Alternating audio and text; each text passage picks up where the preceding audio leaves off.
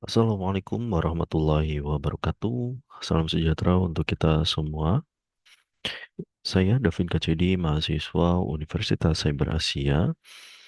Saat ini akan coba mempresentasikan terkait dengan tugas mata kuliah manajemen hubungan industrial. Di sini use case yang terjadi adalah terkait dengan meningkatkan hubungan industrial dan menurunkan turnover karyawan di PT Pagar Makan Tanaman.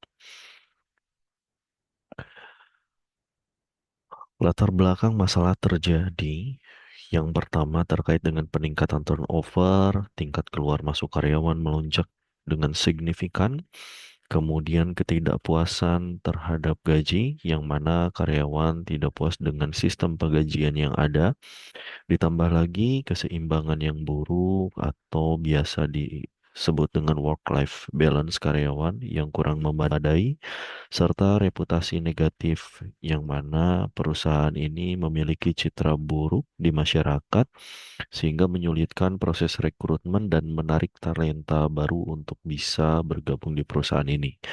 Dan yang terakhir adalah risiko operasional, di mana ketika manajemen sulit untuk mendapatkan talent baru, tentunya akan mengancam keberlangsungan dan stabilitas operasional perusahaan.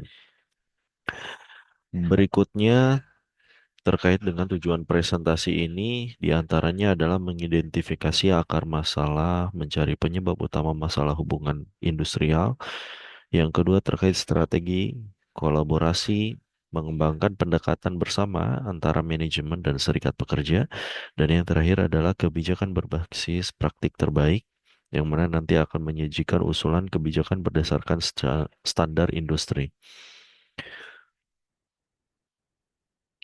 Berikutnya, pencegahan masalah hubungan industrial, yang mana manajemen dapat melakukan audit XR dan analisis untuk mengetahui data turnover, yang mana bisa mengidentifikasi masalah tersebut atau masalah yang terjadi.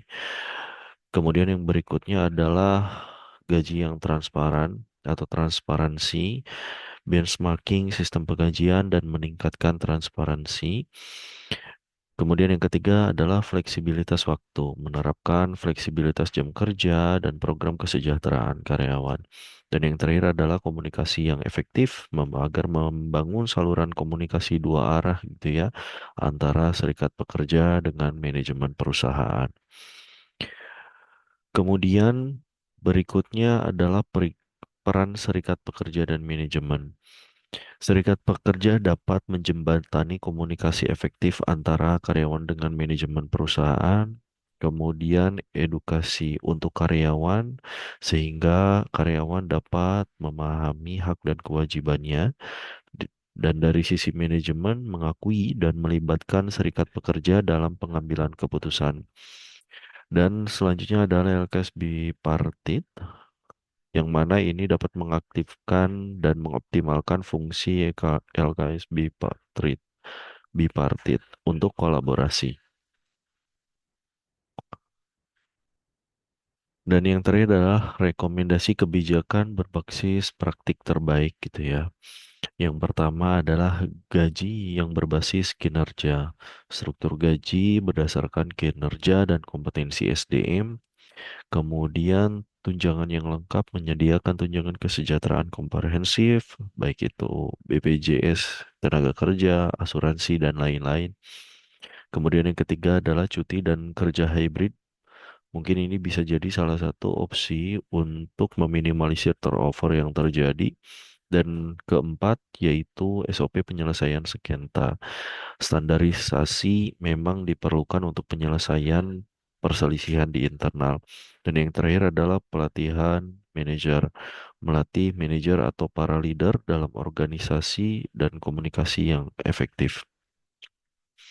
Dan terakhir rekomendasi adalah berkaitan dengan employee branding, di mana ini dapat membangun citra perusahaan yang positif sebagai pemberi kerja, publikasi pencapaian dan inisiatif pro karyawan secara luas dan masif, kemudian partisipasi aktif dalam penghargaan dan ajang XR nasional agar perusahaan dapat dipercaya kembali oleh masyarakat, dan memiliki citra yang baik.